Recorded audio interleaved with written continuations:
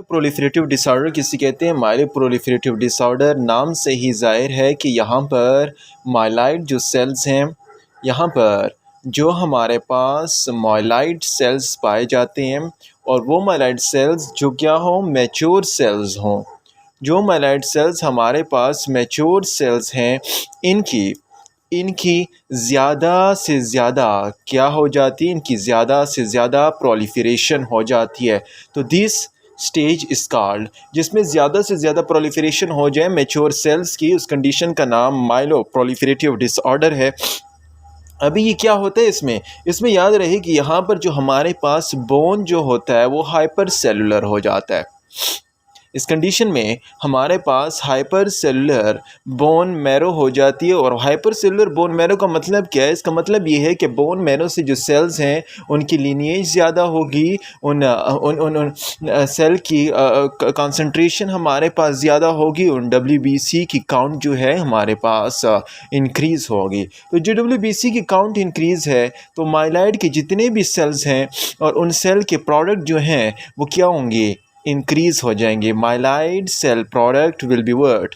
माइलाइड cell product हमारी body में जितने भी हैं वो इंक्रीज़ होंगे। उन इंक्रीज़ होने के साथ हमारे पास कुछ कॉम्प्लिकेशन आएगी। अभी देखें, हमारी बॉडी में सेल ज़्यादा बन रहे हैं, सेल ज़्यादा टूटेंगी भी, और उसके सेल के ज़्यादा बनने के साथ साथ हमारी बॉडी में उसके प्रोडक्ट्स भी ज़्यादा बनेंगे। तो there will be a increase what, यहाँ पर इंक्रीज़ होगा किसका? Increase risk of hyperuricemia. इसमें हमारे पास यूरिक एसिड भी ज़्यादा बनेगा, तो हाइपर यूरिसीमिया का जो रिस्क है वो हमारे पास क्या हो जाएगा? इट विल बी ज़्यादा, ये हमारे पास ज़्यादा हो जाए। नंबर टू की मैं अगर बात करूँ तो यहाँ पर हमारे पास बोन मैरो की जो हमारे पास क्या होगी? फाइब्रोसिस भी होगी। जितने बोन मैरो से ज़्यादा सेल बन रहे हैं तो जो ज़्यादा सेल बनने के साथ ही बोन मैरो की क्या होगी? फाइब्रोसिस की कंडीशन भी कॉम्प्लिकेशन में आ सकती है। माइलोप्रोलिफरेटिव डिसऑर्डर किसे कहते हैं? हर उस डिसऑर्डर का नाम माइलोप्रोलिफरेटिव डिसऑर्डर है जिसे माइलाइड सेल जो मैच्योर सेल हैं इनकी प्रोलिफरेशन ज़्यादा होती है, हाइपर सेलुलर बोन मैरो बन जाता है और इंक्रीज WBC काउंट होते हैं। सेल के जो प्रोडक्ट हैं वो भी ज़्यादा होंगे और आप पास सब हाइपर यूरिसीमिया भी बहुत होगा और बोन मैरो की हमारे पास साथ साथ फाइब्रोसिस भी हो जाएगी। लिम्फेडिनोपैथी किसे कहते हैं? लिम्फेडिनोपैथी हमारे पास एक ऐसी कंडीशन है, उस कंडीशन का नाम लिम्फेडिनोपैथी है जिसमें हमारे पास एनलार्ज हो जाता है। Condition in which there is enlarge lymph node. जिस कंडीशन में हमारे पास लिम्फ नोड क्या हो जाएगा? इनलार्ज हो जाएगा, बड़ा हो जाएगा, स्वेलअप हो जाएगा, तो उस कंडीशन का नाम लिम्फ एडिनोपैथी है। याद रहे कि लिम्फ एडिनोपैथी हमारे पास कौन सी कंडीशन होती है? It is a painful condition. हमारे पास लिम्फ नोड की स्वेलिंग हो रही है और लिम्फ नोड की स्वेलिंग हमारे पास एक्यूट इन्फेक्शन की वजह से भी हो सकती है। एक्यूट इन्फेक्शन की वजह से जो हमारे पास पेनफुल कंडीशन होती है और उसका नाम है एक्यूट लिम्फेडिनाइटिस। एक्यूट लिम्फेडिनाइटिस किसे कहते हैं? एक्यूट लिम्फेडिनाइटिस उस कंडीशन का नाम है जिसमें हमारे पास पेनफुल एक्यूट इन्फेक्शन की वजह से हमारे पास लिम्फेडिनोपैथी हो जाती है। ये हमारे पास किसकी वजह से? Acute condition. पेनफुल में जो होता है एक्यूट लिम्फेडिनाइटिस होता है, लेकिन जो पेनलेस होता है, याद रहे जो कंडीशन हमारी बॉडी में क्या है? पेनलेस है, and that is not by acute inflammation, it is because of chronic inflammation. वो हमारे पास किस इन्फ्लेमेशन की वजह से होगी? वो हमारे पास क्रोनिक इन्फ्लेमेशन की वजह से होगी। क्रोनिक इन्फ्लेमेशन का मतलब ये है कि या तो आपका उस साइट पे मीटास्टैटिक कार्सिनोमा डेवलप होगा, या उसके साथ साथ आप पर वहाँ पर उस कंडीशन में लिम्फोमा डेवलप होगा।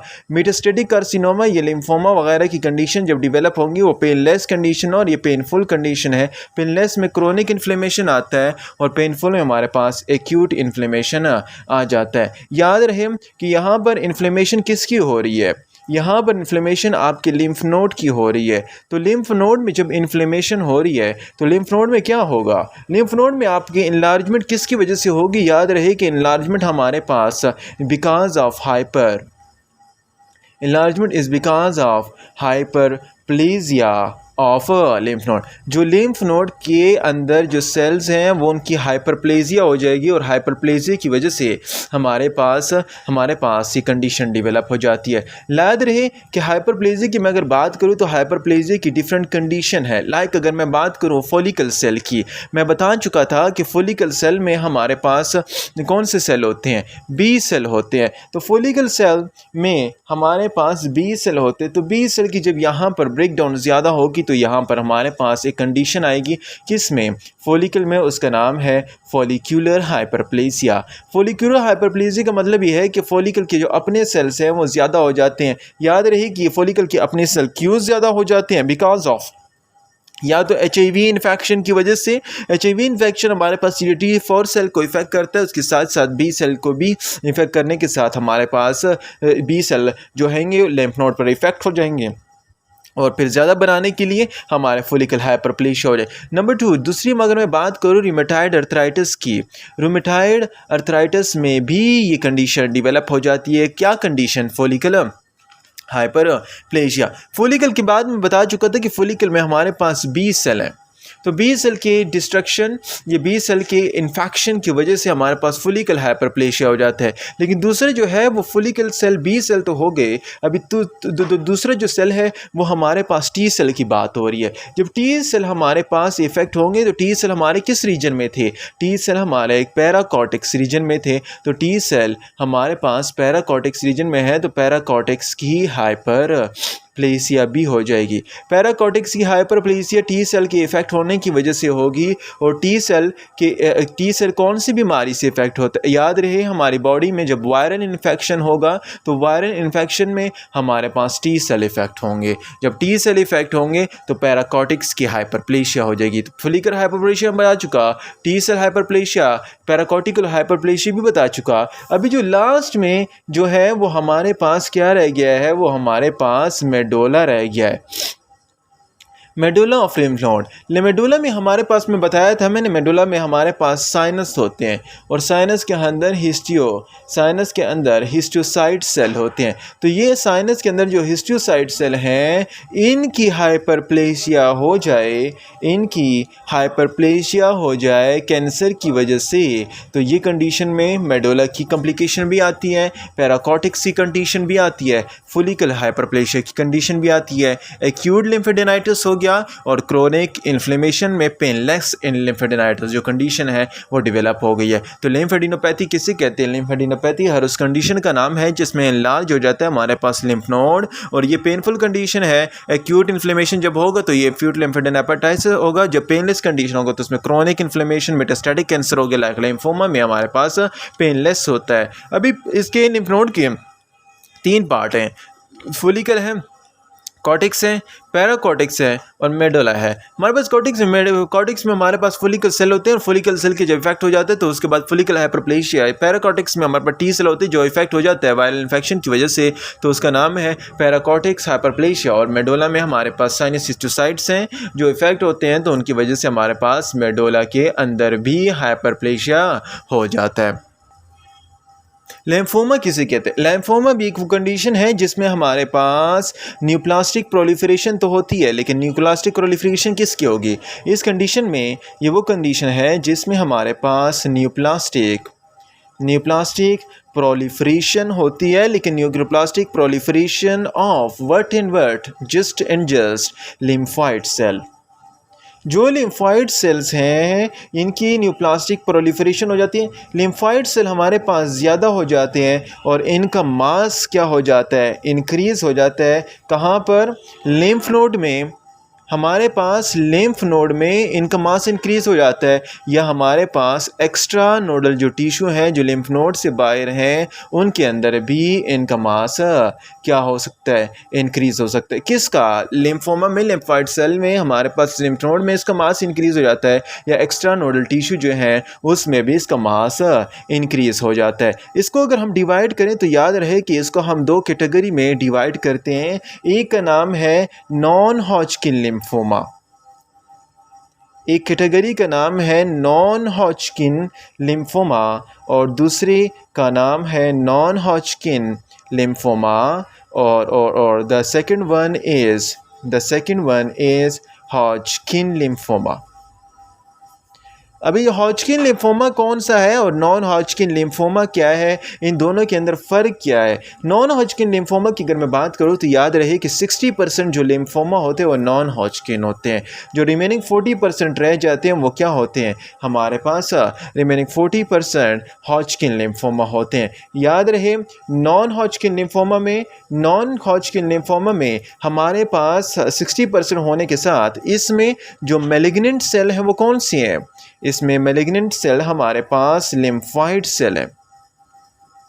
इसमें सारे के सारे क्या होते हैं, लिम्फॉइड सेल होती हैं। और जबकि इसमें हमारे पास जो मैलिग्नेंट सेल हैं उनका नाम है रीड स्टर्नबर्ग सेल।